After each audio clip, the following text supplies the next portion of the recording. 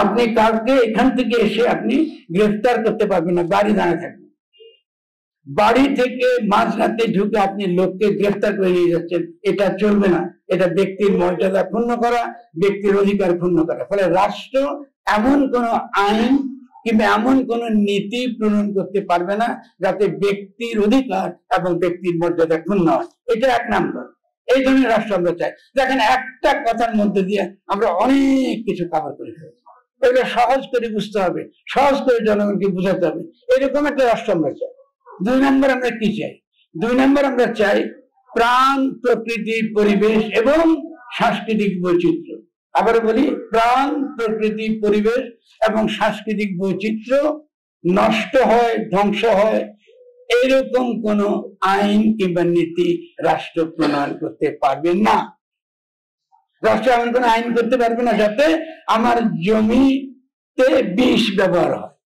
রাষ্ট্র কোন নীতি ব্যবহার করতে পারবে না যাতে আমার বন ধ্বংস হয়। রাষ্ট্র এমন কোন নীতি করতে পারবে না যাতে আমার পানি দূষিত হয়। সারা দুনিয়াতে সবচেয়ে সমৃদ্ধ দেশ মিষ্টি পানিতে বাংলাদেশ। বাংলাদেশ এখনো সারা দুনিয়াতে এই যে মিষ্টি পানির মাছে বোধহয় সম্ভবত 3 বা অনেকে বলে 2, ধরে নিলাম 3। বাংলাদেশ সারা দুনিয়া শুধু মাছ বিক্রি করে, মাছ বেচে আমরা বেঁচে থাকতে পারি।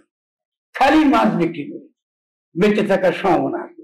বাংলাদেশে এই সরকার আসার 1 বছরে কিছু দলিলপত্র ঘাঁটবার আমার একটা সুযোগ হয়েছে। বাংলাদেশে দুধের নহর বইয়ে দেওয়া যায়। বাংলাদেশ যে আপনার পশুর দিক থেকে যে কি পরিমাণ সমৃদ্ধ, এটা চিন্তা করা যাবে। শুধুমাত্র আমরা আমাদের সম্পদ রক্ষা করতে হলে আমাদেরকে একটা খালি নীতি আমাদেরকে আনতে হবে। আমাদের রাষ্ট্র এমন একটা রাষ্ট্র হবে যে রাষ্ট্রে কি হবে? প্রাণ, প্রকৃতি, পরিবেশ এবং সাংস্কৃতিক বৈচিত্র্য। সাংস্কৃতিক বৈচিত্র্য কি? আমার ধর্ম মুসলমান, আরেকজন ধর্ম সনাতন ধর্মাবলম্বী, আরেকজন নাস্তিক হতে পারে, কিন্তু আমরা একই জনগোষ্ঠীর অন্তর্গত। ফলে এই যে বৈচিত্র্য আমাদের, এই বৈচিত্র্য নষ্ট করা যাবে না। তুমি দাবি করতে পারবে না যে যেহেতু এখানে 95% মুসলমান, ফলে এই দেশটা ইসলামী রাষ্ট্র হতে হবে। এটা করা যাবে। কিন্তু ইসলাম আমাদের সংস্কৃতির অংশ, এটা আমাদের মূলধারার সংস্কৃতি। তার যে প্রস্তাবনা, এই প্রস্তাবনাতে আমাদের কি 71-এর ঘোষণাতে আছে সাম্য, মানবিক মর্যাদা, সামাজিক ন্যায় বিচার। এগুলো কি ইসলামের মূল মন্ত্র না? এটা ইসলামের নীতি।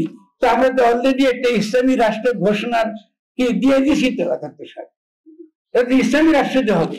সাম্য, মানবিক মর্যাদা এবং সামাজিক ন্যায় বিচার কায়েম করে মাত্রই তো আপনি অলরেডি একটা ইসলামী রাষ্ট্রের দিকে আপনি পৌঁছে গেছেন। আর কি ইসলামী রাষ্ট্র আপনি চান?